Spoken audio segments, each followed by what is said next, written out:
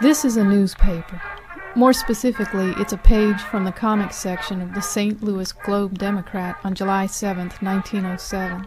This is the kind of thing ordinary Americans used to see when they opened the newspapers they bought for 5 cents. I've always loved looking at old cartoons. They offer a direct avenue into history. Cartoonists not only show us what people in a given time and place think is funny, they show us details of everyday life. Often we don't even realize we're learning these things from cartoons. Before television, newspapers were at the center of America's visual culture. They borrowed their graphic style from the publishers of story papers, who knew how to get people's attention. Unfortunately, for a long time, many historians ignored the value of publications like these. Most libraries got rid of their old newspapers. Copies of them have become extremely rare.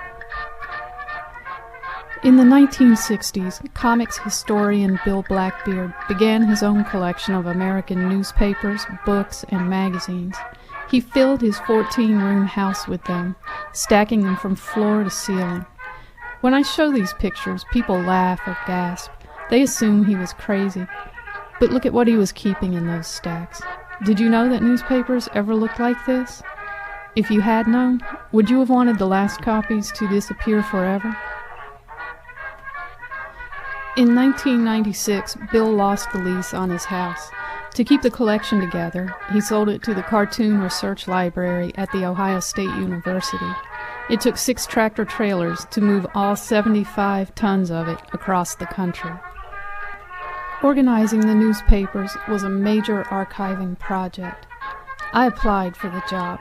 Several people have asked me why I wanted to take on a job like this, sorting through millions of materials and trying to put them in order. All I can say is, look at what's in the collection. I want people to see that cartoons once looked like this, and the daily news looked like this, and graphic design looked like this. I want them to take a second look at their history.